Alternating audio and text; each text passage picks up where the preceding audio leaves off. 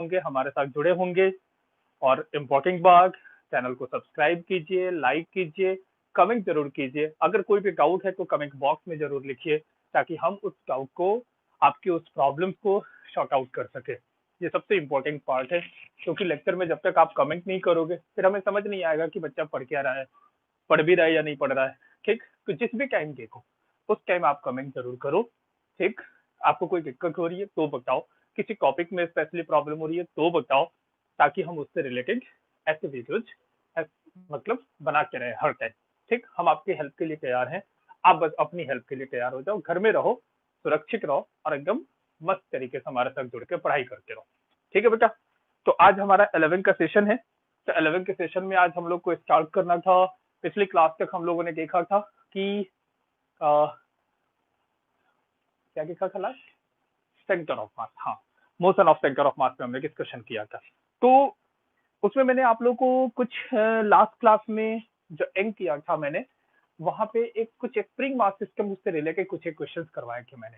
ठीक, क्वेश्चंस काफी अच्छे हुए, क्योंकि last 2 lecture of centre of मास जो है वो के स्पेशली बहुत अच्छे तरीके से देखना, क्योंकि जिस बच्चे ने वो 2 लेक्चर अच्छे तरीके से समझ लिया और कर लिया, उसमें जो क्वेश्चन कराया है उसका नीट में आया हुआ एक भी क्वेश्चन उससे नहीं छूटेगा, जेई मेंस में आया हुआ एक भी सवाल नहीं जाएगा।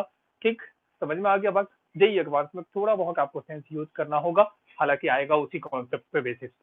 ठीक है, तो कहीं ना कहीं वही चीज जो लास्ट 2 लेक्चर में हुआ है। और याद रखना, ये चैप्टर ऐसे भी किसी भी कॉम्पिटिटिव पॉइंट ऑफ व्यू से बहुत ज्यादा ही इंपॉर्टेंट है। Centre of mass and rotational motion almost हर साल हर कॉम्पिटिशन में 2 से 4 सवाल को एकदम डेफिनेटली होते हैं। ठीक है, कभी कभी आईआईटी जो है वो तो कभी,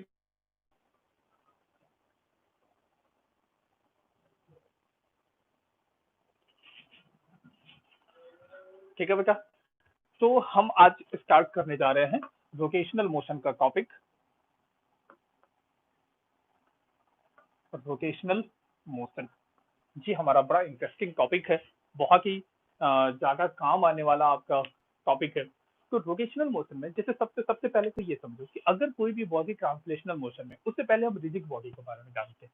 जान मान लो कि ये कोई भी बॉडी है, रिजिड बॉडी है, तो रिजिड बॉडी का सेंस ये होता है कि किसी भी 2 पार्टिकल की बीच का सेपरेशन कभी भी किसी भी हालत में चेंज नहीं होना चाहिए।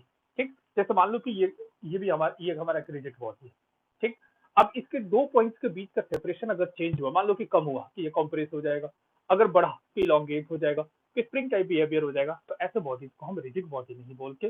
तो रिजिड बॉडी में 2 मॉलिक्यूल्स के बीच का सेपरेशन हर टाइम तुम्हारा कांस्टेंट होना चाहिए। और ये तभी हो सकता है जब हर एक पार्टिकल की वेलोसिटी, एक्सेलरेशन सब कुछ सेम हो। मान लो कि इसका जो सेंटर ऑफ मास कहीं यहाँ पे लाइक कर रहा है, ये उसका सेंटर ऑफ मास है, ये मूव कर रहा है वीसीएम से, तो हर एक जो है यहाँ पे जितने भी होंगे वो वीसीएम से, जितने भी पार्टिकल्स होंगे सबके सब वीसीएम से जा रहे होंगे। ऐसा थोड़ी है अगर मान लो कि इसकी स्पीड कम हो जाए, इसकी स्पीड ज्यादा हो जाए, तो पता चला बॉडी का ये पार्ट आगे चला गया, ये पार्ट पीछे छूट गया। ऐसा तो होता नहीं। कोई भी रिजिड बॉडी अगर ये आगे की तरफ जा रहा है तो इसके हर एक पार्टिकल उतने ही वेलोसिटी से, उतना ही डिस्टेंस कवर कर रहे हैं। ठीक, और उतने ही एक्सेलरेशन से चल रहे हैं। क्या ये मेरी बात समझ में आ रही है आपको? ठीक है, तो यहाँ पे अब जरा ध्यान से देखो बेटा, बहुत अच्छे तरीके से समझोगे। अगर मान लो कि ऐसा कुछ सिचुएशन हुआ तो अच्छा, इसमें अगर हम एनर्जी से रिलेट अगर बात करें इसको, तो kinetic energy of the system कितना हो जाएगा बेटा? काउंट करो, लिखोगे, देखोगे जरा। हाँ, एक एक पार्टिकल, जैसे मान लो कि इसका मास m1 है, ये m2 है, ये तो टोटल मास है, सेंटर ऑफ मास है। उसी तरीके से mn है, n नंबर ऑफ पार्टिकल्स इसमें है, तो हाफ पहला और उसका v सेंटर ऑफ मास का स्क्वायर प्लस हाफ m2, सबका वेलोसिटी सेम है, v सेंटर ऑफ मास के बराबर है, एंड सो ऑन। जितने भी पार्टिकल्स है, n नंबर ऑफ पार्टिकल्स, तो लास्ट, ठीक है बच्चों। तो 2 पार्टिकल की या सॉरी रिजिड बॉडी की जो हम कंडीशन यहाँ पे देख रहे हैं, तो कोई भी बॉडी रिजिड तभी हो सकता है जब उसके 2 मॉलिक्यूल्स की, 2 मॉलिक्यूल्स या जितने भी पार्टिकल्स है सबकी वेलोसिटी सेम हो। और किसके इक्वल हो? सेंटर ऑफ मास के वेलोसिटी के बराबर। सबकी एक्सेलरेशन सेम हो, तो किसके इक्वल हो? तो सेंटर ऑफ मास के एक्सेलरेशन के इक्वल। ठीक है, तो काइनेटिक एनर्जी जो आप लिखोगे वो ये हो गया, half of mass of the body into velocity of centre of mass का स्क्वायर, अगर बॉडी प्योर ट्रांसलेशनल मोशन में है। ये कौन सा केस है बेटा?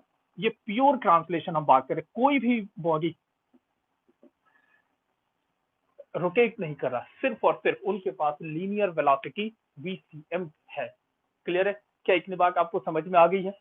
अब एक चीज देखो यहाँ पे, ध्यान से देखो, तो ये बात में तो कोई दिक्कत नहीं। दूसरा इंपॉर्टेंट बात क्या है कि जैसे मान लो कि एक पार्टिकल यहाँ पे है, एक पार्टिकल यहाँ पे है, तो अगर ऐसा वेलोसिटी है तो देखो यहाँ पे अगर इनको मिलाने वाली जो लाइन है वो देखो ये है। तो मैं ऐसे लिख दूं इसको, ये जो दो मॉलिक्यूल्स हैं, ये कोई भी मॉलिक्यूल्स, दो मॉलिक्यूल्स है कि उनके बीच का सेपरेशन ये मूव कर रहा है वीसीएम से, ध्यान से समझना जरा, ये भी मूव कर रहा है वीसीएम से। तो अगर ये एंगल अल्फा है तो इसका कंपोनेंट इनको मिलाने वाली लाइन के अलोंग कितना आ जाएगा? VCM cos alpha. क्लियर? और इसके परपेंडिकुलर डायरेक्शन में वीसीएम साइन अल्फा। क्या ये बात समझ में आया? कोई दिक्कत तो नहीं है इसमें? तो जस्ट मैंने कंपोनेंट्स में ही तो ब्रेक किया। तो अगर ये एंगल अल्फा है तो डेफिनेटली ये एंगल भी अल्फा होगा। तो इसका देखना, ये कितना आ जाएगा? वीसी।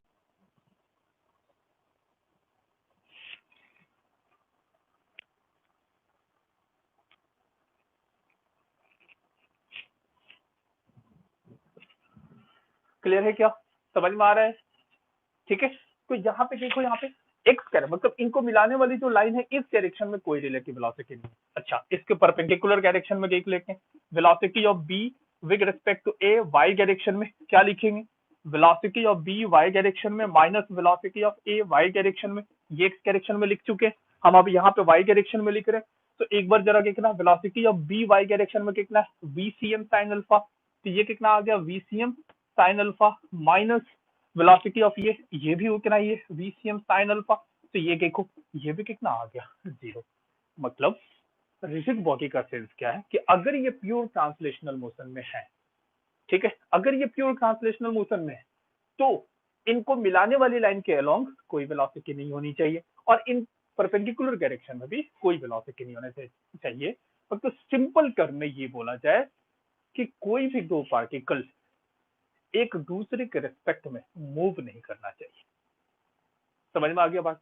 क्लियर है ना? मतलब इनके बीच का जो सेपरेशन है वो चेंज नहीं होना चाहिए, चाहे जो भी कंडीशन हो।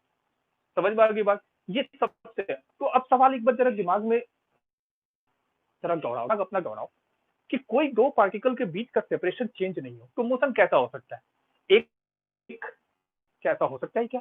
जैसे मान लो कि ये एक रॉड है, ये रॉड, ध्यान से देखो, ये रिजिड बॉडी है, ठीक, इस मॉलिक्यूल इसकी वेलोसिटी मैं v1 बोल रहा हूँ और इसकी वेलोसिटी v2 बोल रहा हूँ, ठीक, समझ में आ गया? तो अगर ये एंगल अल्फा है, ये एंगल बीटा है, लेट कंसीडर ऐसा ही कुछ, तो ये कितना आ जाएगा? v1 cos alpha. ये कितना आ जाएगा? v2 cos beta. और इस डायरेक्शन में क्या आ जाएगा? v2 sin beta. और इसका v1 साइन अल्फा। ये आ गया हमारा। तो आपको पता है क्योंकि ये रॉग है, रिजिड बॉडी है, रिजिड बॉडी आप एक तरीके से ये मान सकते हो कि दो मॉलिक्यूल्स के बीच में एक रॉग है, इनके बीच का सेपरेशन चेंज नहीं कर सकते हम, ठीक है? तो मतलब ये वाली वेलोसिटी क्या होनी चाहिए? रिलेटिव वेलोसिटी इनके बीच में क्या होना चाहिए? जीरो होना चाहिए। तो इसके रिलेटिव ये वाली डायरेक्शन में मूव नहीं करना चाहिए। तो अगर मैं इसको एक्स डायरेक्शन ऐसे बोल दूं, ऐसे एक्स डायरेक्शन अगर बोल दिया जाए तो मैं क्या लिखूंगा? वेलोसिटी ऑफ, जैसे ये मान लो कि ए है और ये बी है, तो velocity of A relative to B is equal to velocity of A minus velocity of B. समझ में आ रहा है क्या? ठीक है, तो वेलोसिटी ऑफ ए, अब इस डायरेक्शन में तो कोई भी वेलोसिटी नहीं होनी चाहिए, तो इस डायरेक्शन में क्या लिखेंगे? v1 cos alpha plus v2 cos beta that must be equal to zero. क्यों? ऐसा क्यों? दो मॉलिक्यूल्स के बीच का सेपरेशन को चेंज नहीं होना चाहिए, तो सेपरेशन को इस वाली वेलोसिटी की वजह से क्यों चेंज हो रहा होगा?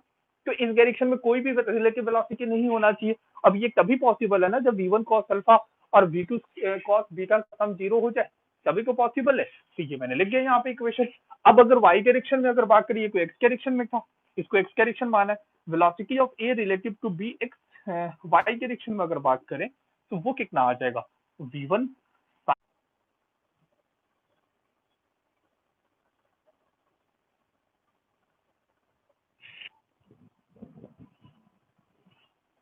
क्लियर है क्या बच्चों? इतनी बात क्लियर है?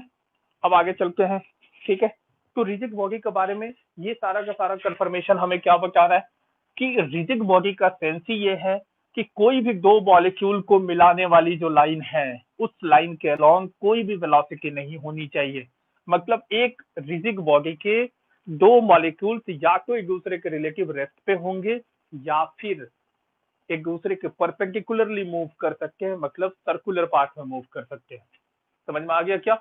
क्लियर है? जैसे मान लो कि ये एक हमारे पास रिजिड बॉडी है और ये सर्कुलर पाथ में मूव कर रहा है, ठीक है। ये एक्सिस हो गई हमारी, ये सेंटर ऑफ मास मान लेता हूँ, सेंटर ऑफ मास के अबाउट ओमेगा से रोटेट कर रहा है। तो कोई भी दो मॉलिक्यूल, जैसे मान लो कि ये वाली मॉलिक्यूल, इसकी वेलोसिटी किधर को होगी? इस डायरेक्शन में। ये डिस्टेंस अगर r1 है तो ये कितना आ जाएगा? Omega r1। उसी तरीके से ये मॉलिक्यूल, इसकी कितनी हो जाएगी इस डायरेक्शन में? ये कितनी होगी? ओमेगा r2, है ना? समझ में आगे बात? ये डिस्टेंस r2 हो गया। उसी तरीके से बहुत सारे मॉलिक्यूल्स होंगे। तो इस पर्टिकुलर देखो, इसके अबाउट प्योर रोटेशन में, इस एक्सिस के अबाउट सिर्फ ऐसे ऐसे ये घूम रहा है, ठीक।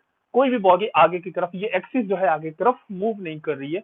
तो इसको क्या बोलेंगे कि ये बॉडी प्योर रोटेशन में। जब एक्सिस ऑफ रोटेशन अपनी जगह पे फिक्स हो जाए और इस एक्सिस ऑफ रोटेशन के अबाउट बाकी जो भी पार्टिकल है एक सर्कुलर पाथ में मूव करना स्टार्ट कर गए, तो ऐसे मोशन को क्या बोलते हैं हम लोग?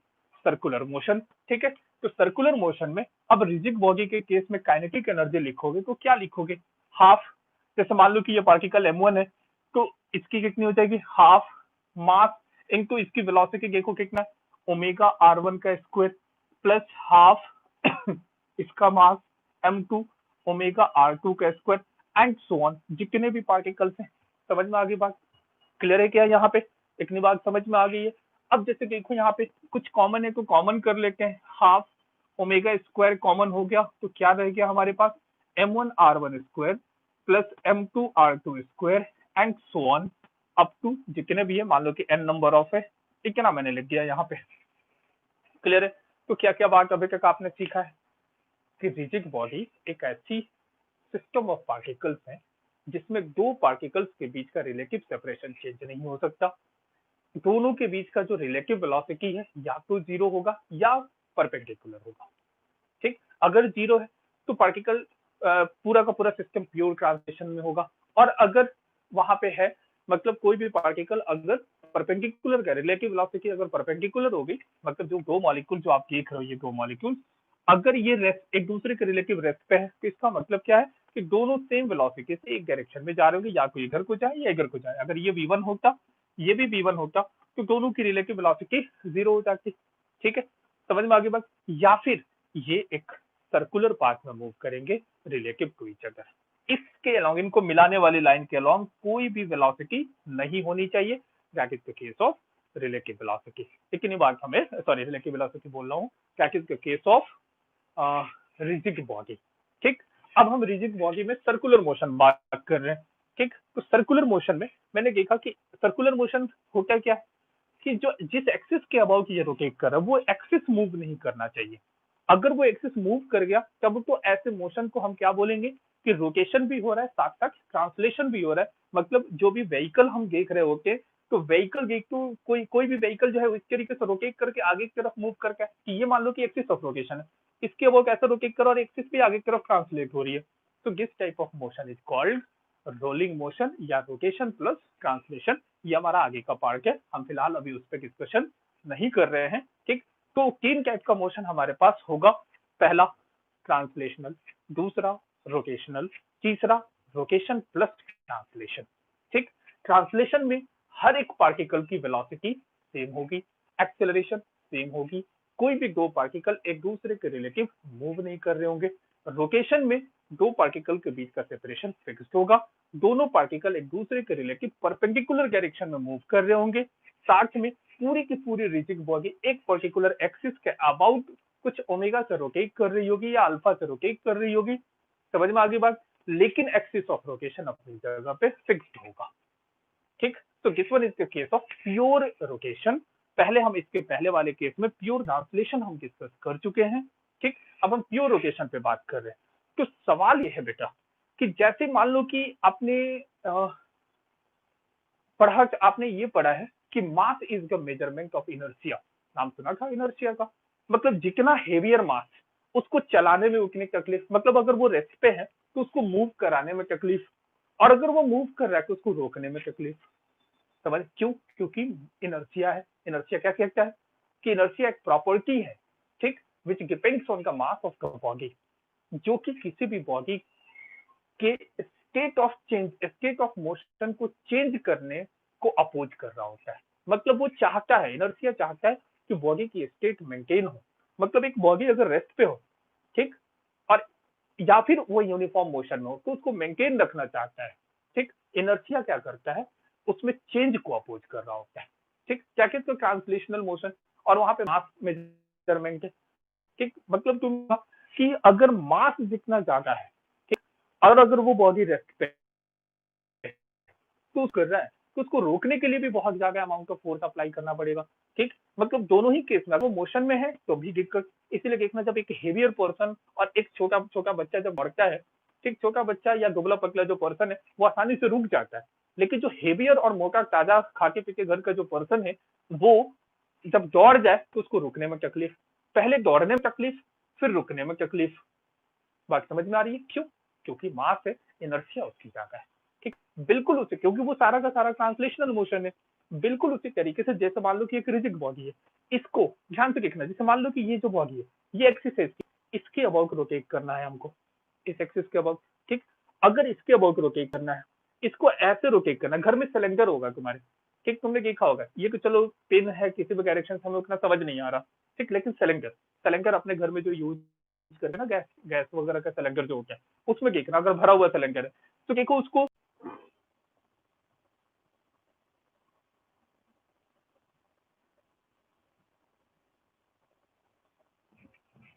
ठीक है। अब यहाँ पर देखो, जो मैं सिलेंडर का केस में बोल रहा था, तो ये रहा सिलेंडर, मान लो कि लेट कंसीडर, इस सिलेंडर को इसके ऊपर ऐसे रोल करो, थोड़ा कम फोर्स की जरूरत है, ठीक। इसको ऐसे आगे पीछे, ठीक है, ऐसे करो, इसको ऐसे रोटेट करने की कोशिश करो, देखना बहुत ज्यादा अमाउंट ऑफ फोर्स की रिक्वायरमेंट होगी, ठीक।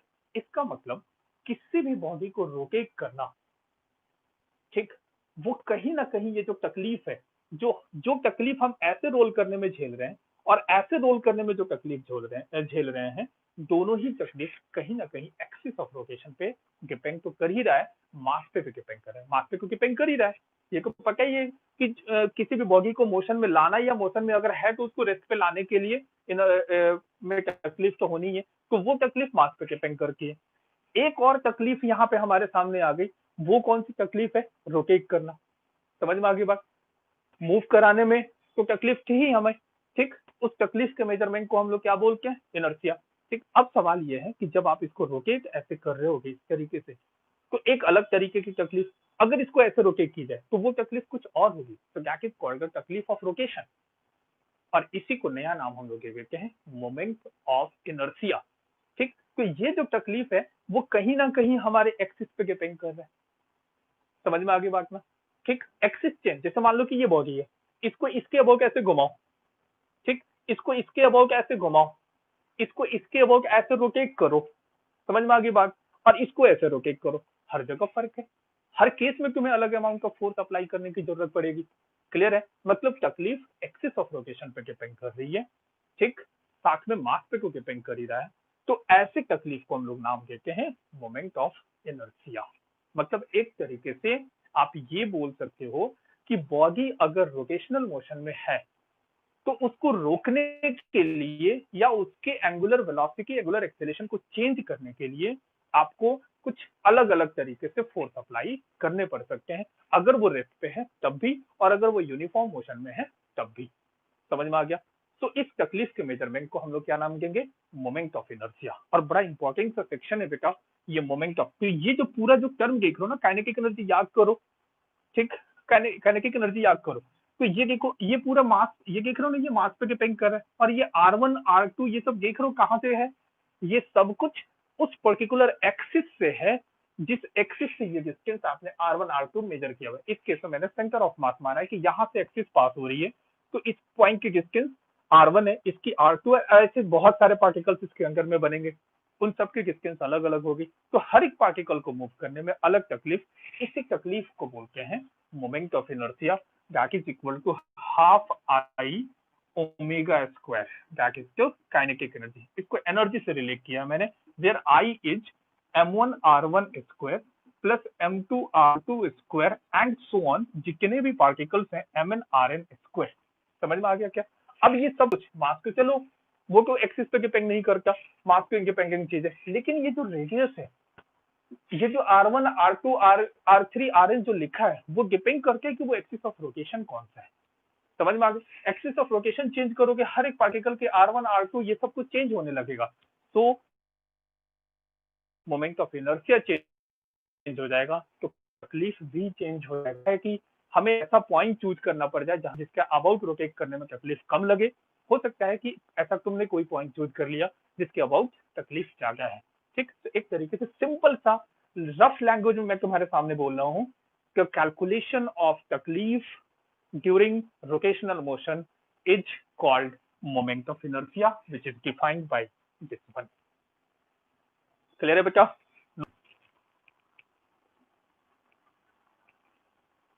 विवेक, आई एम सॉरी बेटा।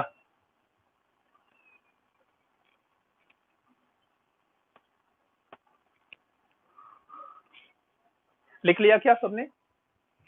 क्लियर है? तो मोमेंट ऑफ इनर्शिया कितना है? ये जो काइनेटिक एनर्जी लिखा था हमने प्योर रोटेशन के लिए लिखा था। प्योर ट्रांसलेशन में हाफ एम वी स्क्वायर, और वी कौन सा? सेंटर ऑफ मास का square, M is the mass of the rigid body.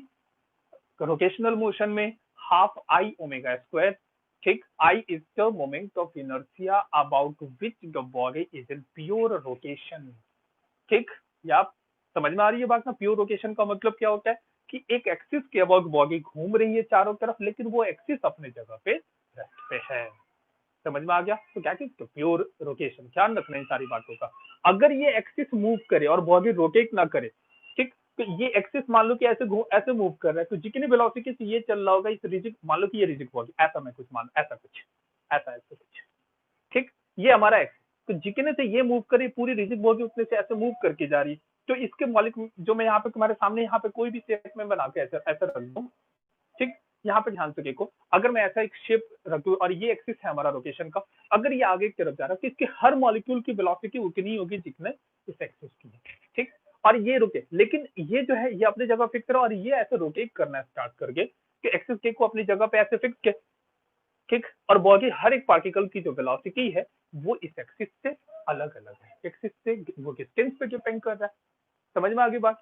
Clear? और अगर ये रोटेट भी करे और साथ में एक्सिस में मूव करे, ये कौन सा केस होता है? क्या है बेटा?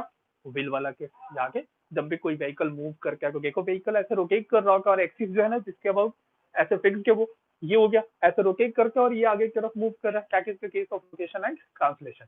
तो सवाल अब ये है कि हमने यहाँ तक देखा है रोटेशनल मोशन में, हमने कहा ये भी देख लिया कि प्योर रोटेशनल मोशन क्या होता है, प्योर ट्रांसलेशनल मोशन क्या होता है, रोटेशन प्लस ट्रांसलेशन क्या होता है, मास का क्या रोल होता है मोशन में, ठीक, या सिंपल बोलो प्योर ट्रांसलेशनल मोशन में, और मास का वही रोल तुम्हारा एक्सिस ऑफ रोटेशन पे डिपेंड करने लगता है प्योर रोटेशन। तो उस मास के उस रोल को हम लोग क्या बोलते हैं रोटेशनल मोशन में? Moment of inertia. ठीक है, तो मोमेंट ऑफ इनर्शिया दो पॉइंट आपने सीखा कि डिपेंड तो मास पे कर ही रहा है, वो एक्सिस ऑफ रोटेशन पे भी डिपेंड कर रहा होता है।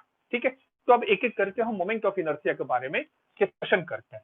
सो जैसे मान लो कि कोई भी एक पॉइंट मास, एक सिंपल फॉर्म में मोमेंट ऑफ इनर्शिया को अगर डिफाइन करना हो, तो मान लो कि ये मास m है, ये हमारा एक्सिस है, तो इस एक्सिस से ये परपेंडिकुलर डिस्टेंस, याद रखना ये परपेंडिकुलर डिस्टेंस होना चाहिए।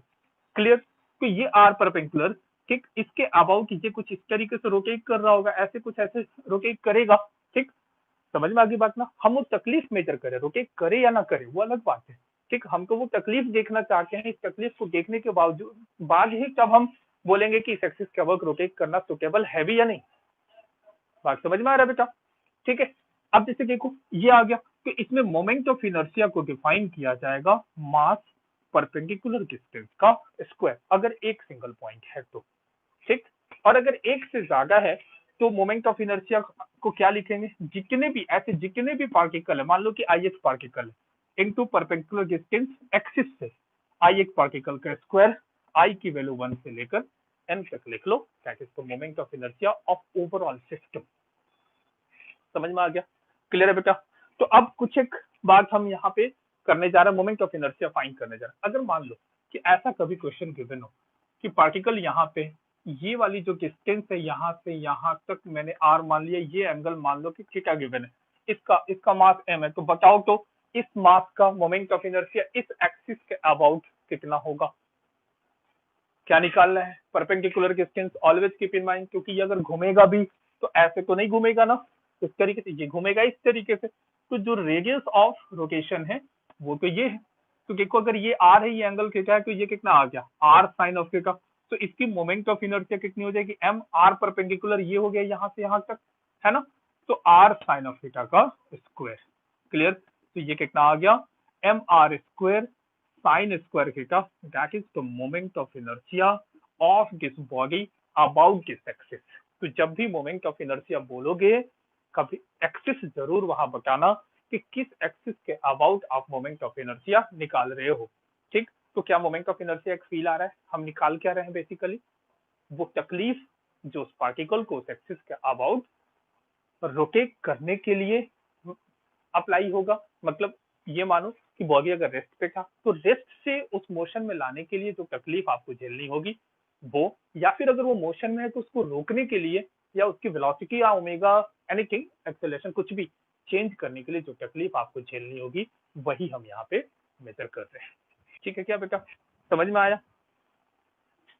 ये हो गया सिंपल सिंपल, ये छोटे मोटे क्वेश्चन है। कुछ और क्वेश्चन पे चलते हैं, इस पे और डिस्कशन कर रहे हैं हम यहाँ पे प्रॉपरली। जैसे मान लो कि हमारे पास कुछ ऐसा सिचुएशन है, ये रहा हमारे पास एक ट्रायंगल, छोटे मोटे सवाल ऐसे कर लेते हैं ताकि तुम भी परेशान ना हो। ये मासेस मान लो कि ये एम है, ये एम है, ये एम है, इक्विलैटरल ट्रायंगल है, साइड लेंथ ए गिवन है, इक्विलैटरल है तो आपको पता ही है कि सारे एंगल 60 डिग्री पे। ये बस एक रिजिड रॉड है जिसका कोई मास नहीं है। एज्यूम करो कि ये मासलेस है तो इसको कंसीडर करने की जरूरत नहीं है, सिर्फ 3 मासेस कंसीडर करो, तीनों वर्टिसेस पे रखे हुए। तो आपको ये जो एक्सिस आप देख रहे हो, इस एक्सिस के अबाउट मोमेंट ऑफ इनर्शिया बताना है। मान लो कि इस एक्सिस के about moment of inertia I1 है। ठीक, समझोगे, बहुत ध्यान से समझोगे बेटा इसको। ठीक, तो ध्यान से देखो, ये जो I1 होगा, तुम्हें पता है कि सिस्टम में एक से ज्यादा अगर नंबर ऑफ पार्टिकल्स हैं तो सबकी मोमेंट ऑफ इनर्शिया इंडिविजुअली इस एक्सिस के अबाउट निकाल लो। ठीक, और उनको सिंपली ऐड कर दो क्योंकि वो मोमेंट ऑफ इनर्शिया को एक स्केलर क्वांटिटी है। समझ में आ गया क्या? ठीक, तो अब इसका देखना जरा, इसका मोमेंट ऑफ इनर्शिया कितना हो जाएगा, m मल्टीप्लाइड बाई इसका इस एक्सिस से दूरी कितनी है, डिस्टेंस कितना है, कुछ भी नहीं, वो एक्सिस पे ही लाई कर रहा है तो 0, तो ये कितना आ गया 0 का इसको प्लस। अब इसका देखते हैं, इसकी दूरी इस एक्सिस से कितनी है, ये रही परपेंडिकुलर डिस्टेंस, ये रहा। क्लियर है क्या? ये वाला डिस्टेंस कितना हो जाएगा बेटा, बता सकते हो क्या? ऐसा कोई डिफिकल्ट तो है नहीं। ठीक, ये दूरी जैसे कि ये एंगल कितना है 60 है, तो ये एंगल कितना हो जाएगा 30 होगा क्या? ये तो सब जानते हो आप लोग, ये 30 हो गया। क्लियर है? ठीक, और ये साइक्लिंग देखो, ये ए गिवन है तो ये कितना आ जाएगा ए कॉस 30 होगा क्या? सबको समझ में आ रहा है?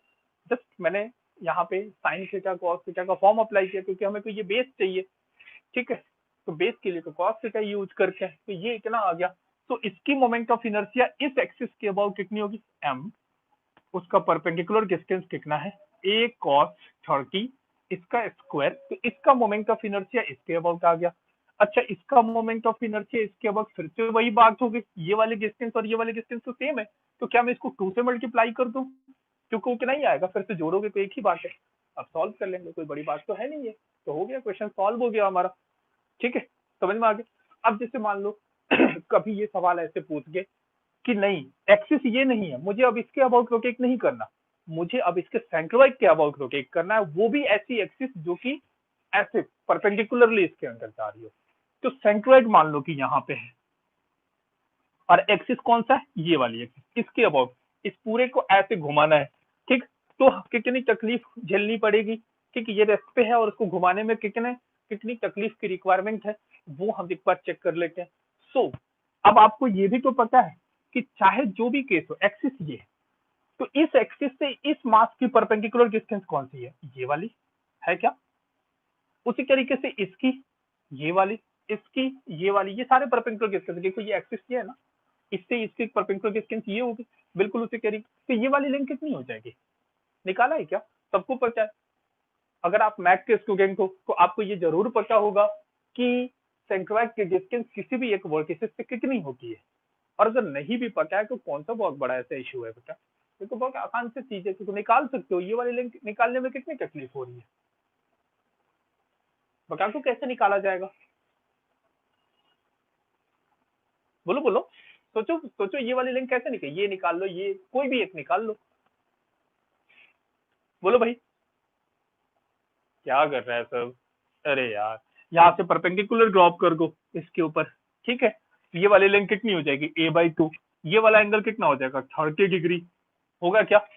अगर ये 30 है, ये वाला a/2 है, तो ये वाली लेंथ निकालो क्यों जरा, ये वाली लेंथ कितनी हो जाएगी, क्या अप्लाई कर देंगे, बेस पता है, हाइपोटेन्यूज चाहिए, कॉस यूज कर लो, क्या लिखेंगे cos 30 is equal to base upon hypotenuse जो कि हमें निकालना है।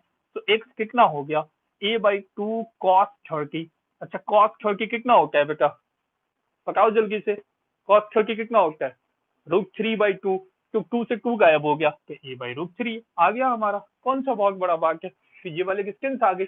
तो इसके अबाउट मोमेंट ऑफ इनर्शिया मैं I2 अगर मान लूं, तो I2 कितना आ जाएगा, इसका मास मल्टीप्लाइड बाई इस एक्सिस से इसकी परपेंडिकुलर डिस्टेंस, ये निकाल ली हमने a/√3 का स्क्वायर। क्या सबका इतना आएगा, इसका भी उतना ही आएगा, इसका भी उतना ही आएगा, तो क्या मैं इसको 3 से मल्टीप्लाई कर दूं, क्योंकि मोमेंट ऑफ इनर्शिया ये नेगेटिव हो नहीं सकता, स्केलर है तो सिंपल एडिशन है, तो 3 से मैंने क्या किया, इसको मल्टीप्लाई कर दिया। ठीक है बेटा। मैंने बोला कि कौन से वाले में दिक्कत हुई है बेटा, मोमेंट ऑफ इनर्शिया, मैंने शायद तुमने लेट ज्वाइन किया है। मोमेंट ऑफ इनर्शिया बेसिकली होता क्या है कि जैसे मान लो कि ये एक बॉडी है, इसको इस एक्सिस के अबाउट ऐसे रोटेट करना, इस एक्सिस के अबाउट ऐसे रोटेट करना, ऐसे रोटेट करना, ठीक है ना। तो तीनों में ज्यादा तकलीफ किस केस में है, कम तकलीफ किस केस में, मतलब एक तरीके से रेजिस्टेंस, ठीक, क्योंकि हर एक पार्टिकल जो है वो तो आसानी से मोशन में आता नहीं है, मोशन में लाने के लिए फोर्स लगाना पड़ता है आपको, तो रोटेशन में लाने के लिए टॉर्क लगाना पड़ता है, ठीक है। तो किस केस में ज्यादा टॉर्क लगाना पड़ेगा, ये जो तकलीफ या रेजिस्टेंस बोलो, ये रेजिस्टेंस जो है उसी रेजिस्टेंस को बोलते हैं मोमेंट ऑफ इनर्शिया, जिसको हम बेसिकली कैलकुलेट कर रहे हैं एक्सिस के अबाउट, ठीक है। अब यहाँ पे देखो बेटा, ये लिख लिया हमने, ये क्वेश्चन सॉल्व हो गया।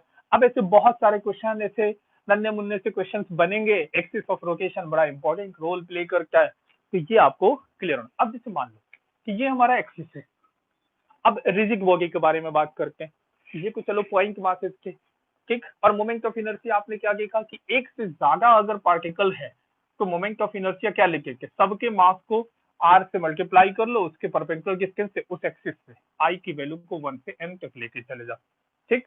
तो सिंपल तरीके से अगर बात की जाए कि अगर रिजिड बॉडी है, कोई भी रिजिड बॉडी है, मान लो कि यहाँ पे एक रिजिड बॉडी है हमारे पास, उसको रोटेट करने में जो तकलीफ होगा वो इस एक्सिस पे डिपेंड कर रहा होगा, तो उस तकलीफ का कैलकुलेशन ही तो हम कर रहे हैं यहाँ पे मोमेंट ऑफ इनर्शिया, ठीक। वो कैसे निकालेंगे, तो हम क्या करेंगे कि इसमें छोटा सा मास कंसीडर कर लेंगे, क्योंकि रिजिड बॉडी ऐसे बहुत सारे छोटे छोटे मासेस का कॉम्बिनेशन होगा, ठीक। तो ये मास कितना हो गया डीएम, इस मास का इस एक्सिस से परपेंडिकुलर डिस्टेंस निकाल लेंगे, ये हो गया आर परपेंडिकुलर। तो इस छोटे से मास का इस एक्सिस के अबाउट जो मोमेंट ऑफ इनर्शिया होगा वो कितना हो जाएगा, उसका मास मल्टीप्लाइड बाई जो परपेंडिकुलर डिस्टेंस है उसका स्क्वायर, हो गया। ये तो हम अभी उस सब शुरू से पढ़ के आ रहे हैं, ठीक है। अब ऐसे ऐसे कितने पार्टिकल्स इसमें बनाए जा सकते हैं, ऑलमोस्ट इनफाइनाइट। ये जितना छोटा मास होगा, गेम का मतलब ये होता है कि बहुत ही छोटा मास, बहुत छोटा, इतना छोटा कि ऑलमोस्ट जीरो के बराबर उसका मास है, बाकी एग्जैक्टली जीरो नहीं है, ऑलमोस्ट, ठीक है। तो ऐसे कितने पार्टिकल्स बन सकते हैं, इनफाइनाइट। तो ऐसे हर एक पार्टिकल का मोमेंट ऑफ इनर्शिया इंडिविजुअली निकालकर ऐड करने का सबसे आसान तरीका क्या, इंटीग्रेट मार देना। तो चलो इसको इंटीग्रेट कर देते हैं, तो टोटल मोमेंट ऑफ इनर्शिया कितना हो जाएगा, R perpendicular square into dm का इंटीग्रेशन, समझ में आ गया। तो कोई भी रिजिड बॉडी हो, वहां पे आप अपने सुविधा के अनुसार एक मास चूज कर लेना, छोटा सा मास, या एक एलिमेंट चूज कर लेना जिसकी मास कैलकुलेट करनी है आपको डीएम, उसकी जिस एक्सिस के अबाउट रोटेशन होने वाला है या जिस एक्सिस के अबाउट आप मोमेंट ऑफ इनर्शिया कैलकुलेट करना चाहते हो उससे परपेंडिकुलर डिस्टेंस निकाल लेना, देन उसको इंटीग्रेट कर देना तो केवल लिमिट के साथ, फिर आपका मोमेंट ऑफ इनर्शिया पूरे बॉडी का इस एक्सिस के अबाउट निकल कर आ जाएगा। ठीक है बच्चे, समझ में आया? अब इस पे आगे चलते हैं। अब जैसे मान लो कि अगर सिंपल तरीके से अगर बात करें एक छोटा सा क्वेश्चन ले लेते हैं कि हमारे पास एक यूनिफॉर्म थीन रॉड है, सिलेंड्रिकल थीन एक रॉड है, इसका मोमेंट ऑफ इनर्शिया मैं इस एक्सिस के अबाउट निकालना चाहता हूँ। जिस बच्चे को कोई भी एक्सिस या थ्योरम वगैरह पता है वो अप्लाई नहीं करेगा, इंटीग्रेशन से करेंगे। ठीक, इसके अबाउट हम करना चाहते हैं। तो मैंने मान लिया कि इस यहां से ये वाली डिस्टेंस एक्स है, पूरी लेंथ एल है, तो ये वाली डिस्टेंस कितनी हो जाएगी? L minus X. सबको को पता ही है, total mass M, total length L. ठीक है, इस एक्सिस के अबाउट हम रोटेट कर मतलब तकलीफ वो निकालना चाहते हैं, मोमेंट ऑफ इनर्शिया कैलकुलेट करना चाहते हैं। तो क्या करेंगे बेटा? सिंपल सा है, यहाँ से क्या चाहेंगे? यहाँ से आर डिस्टेंस पे जाएंगे। आप लोगों ने तो बहुत सारे क्वेश्चन इस पे किए हुए हैं। ठीक, एक यहाँ पे मैंने एलिमेंट भी ले लिया, ऐसे ऐसे छोटा सा पार्ट काट लिया जिसकी थिकनेस मैंने मान ली कि डी आर गिवन है। तो जैसे देखो ये वाला जो पार्ट है तो इस वाले पार्ट में ये जो देखो ये इधर वाला जो पार्ट जो दिख रहा है ना, इतना सा एलिमेंट मान लो। ठीक, तो ये देखो इसका मास कितना हो जाएगा? अगर पूरे का मास मालूम हो कि इसका मास निकाल सकते हैं क्या? बहुत आसानी से। इसका मास पर यूनिट लेंथ कितना हो जाएगा? इसको लैम्डा बोलते हैं। Lambda is equal to mass by length. ठीक है, क्लियर है? लैम्डा क्या होता है? Mass divided by length. ठीक, खैर लैम्डा की जरूरत भी नहीं है। देखो पूरे एल लेंथ की मास कितनी है? एम। तो यूनिट लेंथ का मास कितना होगा? M by L. कितने लेंथ का चाहिए? डी आर का। तो डी आर लेंथ का मास कितना हो जाएगा? M by L into D R. इसी को तो डीएम बोलते हैं, इसी का तो मास है डीएम। तो इस मास की इस एक्सिस से डिस्टेंस कितनी है? आर। तो इस मास का इस एक्सिस के अबाउट कितना हो जाएगा moment of inertia? D I is equal to क्या लिखेंगे? R square multiplied by D M. वो कितना है? M by L into D R. समझ में आ गया क्या? डिफिकल्ट तो नहीं है बिल्कुल भी। ठीक है, तो मैंने इस छोटे से एलिमेंट का इस एक्सिस के अबाउट मोमेंट ऑफ इनर्शिया लिख दिया है। अब टोटल मोमेंट ऑफ इनर्शिया चाहिए हमें, तो एम बाई एल तो कॉन्स्टेंट है, बाहर रखो। आर स्क्वायर डी आर, तो आर चेंज करना है तो आर की वैल्यू देखो ये एक्सिस है, तो इस पॉइंट की कोऑर्डिनेट कितनी हो जाएगी? Minus x comma zero. और इस पॉइंट की कोऑर्डिनेट कितनी हो जाएगी? L minus x comma zero. X axis पे ये पूरा का पूरा। समझ में आया क्या? थिकनेस इसकी बहुत कम हमने कंसिडर की हुई है। तो माइनस एक्स से चल के एल माइनस एक्स तक आर की वैल्यू को अगर हम ले लें तो हमारा काम हो जाएगा। क्लियर है? अब इसको इंटीग्रेट ही तो करना है, ऐसा कौन सा बहुत बड़ा इशू है। ठीक, समझ में आया क्या? क्लियर है? अब देखो जैसे मैं अलग अलग एक्सिस, इसी केस में अलग अलग एक्सिस लेकर तुम्हारे सामने कर रहा हूँ, तो वो अलग अलग एक्सिस के अबाउट तकलीफ तुम्हें समझ में आएगा। इस एक्सिस के अबाउट ये अच्छा निकाल ही लेते हैं इसको। एम बाई एल ये कितना आ जाएगा? R cube by three. पहले ये प्लेस करो, एल माइनस एक्स का क्यूब माइनस ये प्लस हो जाएगा X cube divided by three. इतना आ जाएगा सॉल्व करके। इंटीग्रेशन आपको आता है। एक्स देखो आर क्यूब बाई थ्री आ गया, इसको प्लेस किया तो L minus x cube by three minus minus x रखा तो माइनस एक्स का क्यूब, तो माइनस का क्यूब माइनस हो गया तो माइनस और माइनस प्लस हो गया, इतना आ गया। ठीक है, अब जैसे मान लो कि अगर मैं एक्सिस को चेंज करूं कि कोई एक्स आर्बिट्रेरी कोई भी डिस्टेंस है, अगर मान लो कि इस एक्सिस के अबाउट निकालना है, इसके अबाउट निकालना होगा, रोटेट करने में कितना मजा आएगा वो हम देखते हैं। आई इज इक्वल टू, इसको ये इसको हमारा आई था, इसके अबाउट इसको आई वन मान लेते हैं। तो ये आई वन कितना हो जाएगा? एक्स की वैल्यू कितनी होगी बेटा इस केस में? जीरो। देखो यहाँ पे ये वाली डिस्टेंस तो जीरो होगी ना, मतलब इस एक्सिस को यहाँ शिफ्ट करोगे, एक्स को जीरो कर दो, एक्स को जीरो करो यहाँ पे। देखना जरा, एम बाई एल इंटू कितना आ जाएगा? एल क्यूब बाई थ्री कितना आ गया? M L square by three. ये हो गया मोमेंट ऑफ इनर्शिया इस वाले के अबाउट।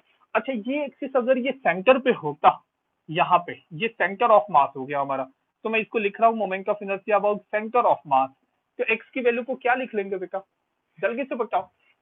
ये देखो यहाँ से ये डिस्टेंस थी एक्स, तो ये एक्सिस यहाँ पे अगर होता तो ये वाली डिस्टेंस कितनी हो जाएगी? L by two. तो यहाँ पे एल बाई टू प्लेस कर लो। तो देखो कि जरा I two I of centre of mass कितना हो जाएगा? Is equal to L/2 place कर लो x को, तो L minus L/2 is L/2, तो L/2 का क्यूब प्लस L/2 का क्यूब मतलब 2 इंटू L/2 का क्यूब मतलब L cube divided by 8 divided by 3, यहाँ मास भी है, ठीक है, तो ये 12 हो गया। अच्छा यहाँ पे L भी है, नीचे L भी था, तो ml स्क्वायर अपॉन 12।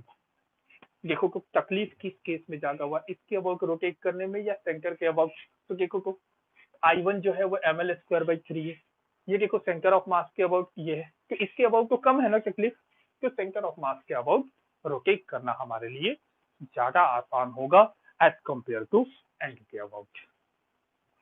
इसके अबाउट रोटेट करने में तुम्हें ज्यादा अमाउंट ऑफ टॉर्क की रिक्वायरमेंट होगी और इसके अबाउट रोटेट करने में तुम्हें कम अमाउंट ऑफ टॉर्क की रिक्वायरमेंट होगी। देख रहे हो यहाँ पे, तो ये याद रखना, ये सब याद होने चाहिए आपको, ये एंड के अबाउट, ये सेंटर ऑफ मास के अबाउट, ये आपको एकदम बिल्कुल याद होना चाहिए, रटा हुआ होना चाहिए बिल्कुल, ठीक है, क्या समझ में आ गया? आगे चलते हैं। अब जैसे मान लो कि डिफरेंट केसेस, यहाँ पे बहुत सारे केसेस हम यहाँ पे कंसिडर कर सकते हैं। जैसे ये एक एक्सिस है, रॉड जो है हमारा ऐसे, ये रॉड है हमारा, ठीक, इसका मास m के करें, तो बताना जरा मोमेंट ऑफ इनर्शिया किस पे डिपेंड करता है बेटा, एक्सिस से हर पार्टिकल की डिस्टेंस। तो अगर एक छोटा सा मास मैं इसके ऊपर ऐसे ले लेता हूँ, ये छोटा सा मास जिसका मास मैंने मान लिया कि डीएम है, तो डीएम से ये वाली डिस्टेंस में कुछ एक्स कंसिडर कर रहा हूँ, ठीक है, तो इसकी मोमेंट ऑफ इनर्शिया कितनी हो जाती, सिर्फ इसकी डी आई, तो उसका मास मल्टीप्लाइड बाई परपेंडिकुलर डिस्टेंस का स्क्वायर, एक्स तो फिक्स है, ठीक, तो टोटल कितना आ जाएगा, एक्स को सबके लिए कांस्टेंट है, इंटीग्रेशन ऑफ डीएम, तो ये कितना आ गया एक्स स्क्वायर इंटू एम। देखो बड़ा इंटरेस्टिंग सा हो गया बेटा, मतलब इस पूरे के बदले हम एक सिंगल एक पॉइंट भी एज्यूम कर सकते हैं जिसका मास इसके बराबर होगा, इसके बराबर, तो इसकी भी मोमेंट ऑफ इनर्शिया अगर ये डिस्टेंस एक्स पे रख देते तब भी उतना ही आता। मतलब ये जो पॉइंट जो देख रहे हो ना, इसकी मोमेंट ऑफ इनर्शिया इस एक्सिस के अबाउट उतनी ही है जितना इस रॉड का इस एक्सिस के अबाउट है, ठीक, समझ में आ गया क्या, क्लियर है, बिल्कुल क्लियर होना चाहिए। अच्छा अब एक चीज बताओ, ऐसे बहुत सारे पॉइंट अगर मैं ऐसे सर्कुलर पार्ट में बना दूं तो वो एक रिंग बनकर तैयार हो जाएगा, तो क्या उस रिंग को भी रोटेट करने में उतनी ही तकलीफ होगी जितना इस पॉइंट को रोटेट करने में हो रहा है, बिल्कुल, ठीक, करके देखो। जैसे मान लो कि ये हमारी एक्सिस है, ये रिंग है हमारी, इस तरीके से इस रिंग में मान लो कि हमारे पास एक रिंग है जो इसको रोटेट करना है हमें, इस रिंग, लेकिन याद रखना कि पॉइंट ऑफ मास के भी, पॉइंट ऑफ ये जो पॉइंट जो देख रहे हो ना, इसका मास और रिंग का मास भी सेम होना चाहिए।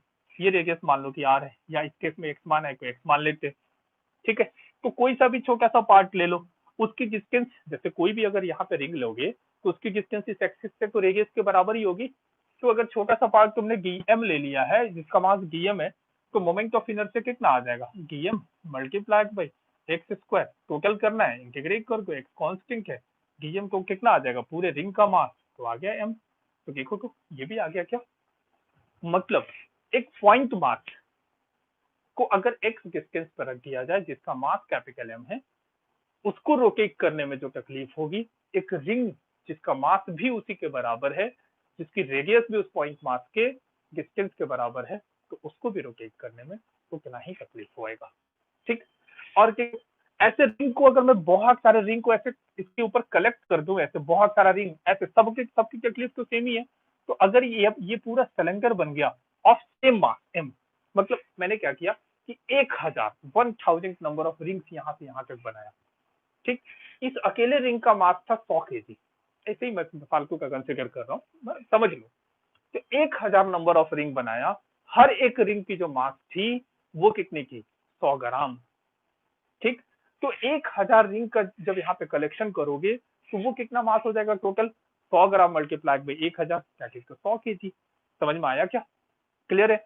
तो फिर से 100 केजी, मतलब इस सिलेंडर का भी मास 6 केजी हो गया, याद रखना सिलेंडर हॉलो है क्योंकि रिंग से बना है ना, तो रिंग का कभी अंदर वाला पार्ट खोखला होता है, ठीक, तो इसका मोमेंट ऑफ इनर्शिया एक रिंग का जो होता वही सिलेंडर का होगा, और अगर उतना ही मास इसका भी होता तो भी उसकी मोमेंट ऑफ इनर्शिया वही होगी, निकाल कर देख लेना, कैलकुलेट करके देख लेना, तो moment of inertia hollow cylinder का कितना हो जाएगा of same mass m into X square, R square generally लिखते हैं बट मैंने क्योंकि एक्स माना है तो एक्स के टर्म में मैं यहाँ पे लिख रहा हूँ, तो क्या बात समझ में आया आपको? ये क्लियर है? समझ में आ गया? इसका मतलब एक पॉइंट मास अगर 1 kg का है, मान लो कि 1 kg का पॉइंट मास है, तो उसको एक एक्सिस के अबाउट रोटेट करने में जो तकलीफ होगी, एक रिंग जो जिसका पूरा मास 1 kg है, उसको भी रोटेट करने में उतनी ही तकलीफ होगी। और ऐसे से रिंग का कलेक्शन अगर कर दिया जाए कि हॉलो सिलेंडर बन गया, जिसका भी मास 1 kg है, उसको भी रोटेट करने में वही सेम तकलीफ आएगी। ठीक। अच्छा, एक और चीज, उस वैसे उससे पार्टिकल को ऐसे लंबा सा रंग बना दो कि ये कैसा आ जाएगा, इसको भी रोटेट करने में वही तकलीफ होगी। समझ में आ गई बात? क्योंकि सबकी मोमेंट ऑफ इनर्शिया सेम है। सबको अगर रोटेशनल मोशन में लेकर आना है, रेस्ट से रोटेशनल मोशन में लेकर आना है, तो सेम अमाउंट ऑफ टॉर्क की रिक्वायरमेंट होगी हर केस में। समझ में आ गया क्या? ठीक है, अब आगे चलते हैं। अब जैसे कि ये को बहुत प्यारे प्यारे से पार्ट है। ठीक। अच्छा, डिस्क की मोमेंट ऑफ इनर्शिया कितनी हो जाएगी? डिस्क तो बहुत सारे रिंग का बना हुआ है। ठीक है, एक बार जरा करके देखते हैं। मान लो कि ये डिस्क है, ये डिस्क है हमारा, हम इस एक्सिस के अबाउट, ऐसे एक्सिस है इसके अबाउट कर रहे हैं। तो डिस्क को मान लो कलेक्शन ऑफ रिंग। ठीक, मैंने मान लिया कि यहाँ से आर डिस्टेंस पे जाके एक रिंग बना लिया ऐसा। ठीक, क्यों क्यों रिंग बनाया भाई? क्योंकि रिंग का मोमेंट ऑफ इनर्शिया हमें पहले से पता है, हमें बस इसका मास कैलकुलेट करना है। ये जो शेडेड पार्ट है, इसका मास निकालना है। इसकी थिकनेस कितनी मान ली मैंने? ये जो थिकनेस है वो डी आर है, इस एक्सिस के अबाउट, ये जो एक्सिस जो देख रहे हो ना, इसके अबाउट। ठीक है, समझ में आ गया? तो इसका मास कितना हो जाएगा? अगर पूरे रिंग का मास m है, रेडियस इसका कैपिटल आर है, तो ये बताओ मुझे कि इस पूरे रिंग का एरिया कितना होगा? पाई आर स्क्वायर होगा ना। पूरे पाई आर स्क्वायर का मास कितना है? इसमें हम एरिया क्यों ले रहे हैं? क्योंकि अंदर का पार्ट जो है वो खोखला नहीं है। ठीक है, वो पूरा का पूरा भरा हुआ है, इसलिए हम एरिया कंसिडर कर रहे हैं। तो पाई आर स्क्वायर का मास m है, तो यूनिट मास का कितना हो जाएगा? m upon pi R square. इसी को बोलते हैं, सिग्मा से रिप्रेजेंट करते हैं, मास डिवाइडेड बाई एरिया। ठीक है, सरफेस मास डेंसिटी बोलते हैं इसको। ठीक है, बट अपना अभी अभी कोई काम का नहीं है ये। ठीक, तो इसका एरिया, ये जो शेडिंग जो पार्ट देख रहे हो, इसका एरिया कितना हो जाएगा? तो एरिया बेसिकली होता क्या है? रिंग की लेंथ मल्टीप्लाइड बाई थिकनेस। तो रिंग की लेंथ, रिंग की रेडियस कितनी है? स्मॉल आर, तो 2 पाई आर तो लेंथ हो गई। ठीक, थिकनेस कितनी है? डी आर, तो इसका मास कितना आ जाएगा? m upon pi R square multiplied by 2 pi R into D R. Pi ने पाई को गायब कर दिया।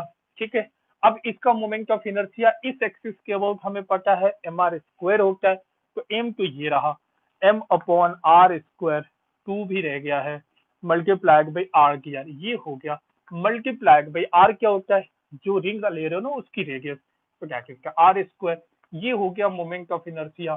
ठीक, तो टोटल मोमेंट ऑफ इनर्शिया कितना आ जाएगा? 2m upon R square multiplied by, देखो ये आर क्यूब आ गया, डी आर। अब ऐसे ऐसे रिंग कितने बनेंगे ताकि पूरा डिस्क बन जाए? तो इसकी रेडियस 0 से स्टार्ट करके रिंग को कलेक्ट करके चलो पूरा यहाँ तक पहुंच जाओ, मतलब 0 टू रेडियस ऑफ डिस्क। ठीक है, आर क्यूब का इंटीग्रेशन r4/4 है ना, तो r4/4। ठीक, 2 ने 2 को गायब कर दिया, 2 रह गया, तो m नीचे आर स्क्वायर, ऊपर में r4, तो आर स्क्वायर रह गया divided by 2। So this one is the moment of inertia of the disk about the axis passing from center of mass and perpendicular to the disk, plane of the disk। समझ में आया क्या? ठीक है, तो ये डिस्क आ गया। अब सोचो, अब ये जो डिस्क है, मान लो कि इसका मास था 100 kg, ऐसे ही, बस ऐसे ही कंसिडर करें 100 kg। अब 100 ग्राम का 1000 डिस्क कलेक्ट कर दो, एकदम लगातार बना दो, तो क्या बन जाएगा? सॉलिड सिलेंडर हमारे पास आएगा। ठीक है, तो 100 ग्राम का हमने, इसका कितना माना था हमने? 100 kg। तो 100 ग्राम का अगर 1000 डिस्क हम ऐसे अगर कलेक्ट करके, तो हर डिस्क की मोमेंट ऑफ इनर्शिया कितनी हो जाएगी? 100 ग्राम इंटू, सबकी तो रेडियस सेम ही है ये, तो 100 ग्राम प्लस 100 ग्राम प्लस 100 ग्राम, कितना नंबर ऑफ डिस्क है? 1000, तो 1000 इंटू 100 ग्राम के आगे आ गया 100 kg आ गया क्या? तो इसका जो 100 kg था, और ऐसे जो सॉलिड सिलेंडर जो ऐसे बने हुए थे 100 ग्राम वाले, ठीक है, उन सबको ऐड किया, तो क्या सब कुछ सेम आएगा क्या? मतलब एक सॉलिड सिलेंडर जिसका मास 100 ग्राम है, जिसकी रेडियस वही है जो इस डिस्क की है, और इस डिस्क की मास भी 100 ग्राम है, तो दोनों को रोटेट करने में बिल्कुल सेम तकलीफ होगी, सेम अमाउंट ऑफ टॉर्क की रिक्वायरमेंट होगी। ठीक, इसीलिए दोनों की मोमेंट ऑफ इनर्शिया भी सेम ही होगी। ठीक है, तो सॉलिड सिलेंडर का कितना आ जाएगा बताओ? Solid cylinder having the same mass again mr²/2। ठीक है, तो इतनी बात तो अब ये सारी चीजें ना आपको याद होनी चाहिए कि सॉलिड सिलेंडर का क्या होता है, हॉलो सिलेंडर का क्या होता है, डिस्क का क्या होता है, रिंग का क्या होता है, एक रॉड का सेंटर ऑफ मास के अबाउट क्या होता है, एंड के अबाउट क्या होता है, किसी भी आर्बिट्रेरी एक डिस्टेंस पे है अगर कोई तो उसका क्या होता है। अगर ये आपको याद होगा तो एग्जाम में आया हुआ क्वेश्चन जो है आप आसानी से सॉल्व कर पाओगे, वरना आपको डेराइव करना।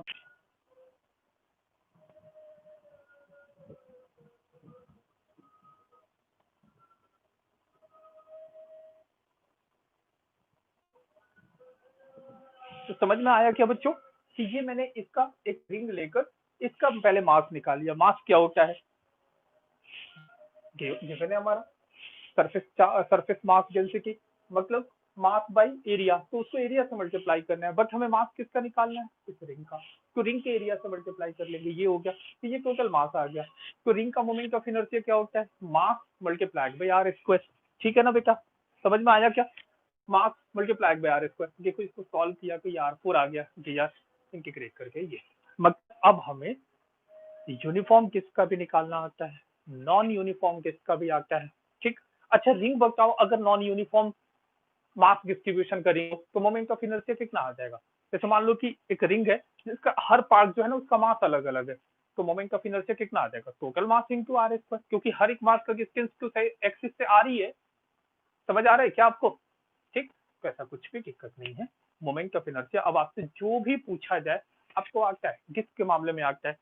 ठीक, समझ में आ गया। रिंग के मामले में आता है आपको, रॉक के मामले में आता है, पॉइंट मासेस के कॉम्बिनेशन पे आता है, किसी भी एक्सिस के अब पूछा जाए सब आता है। अब आपको इसके ऊपर कुछ बढ़िया सवाल अगली क्लास में करेंगे। ठीक है, अगली क्लास जो है हमारी डे आफ्टर टुमारो है। ठीक, तो उसमें हम लोग करेंगे।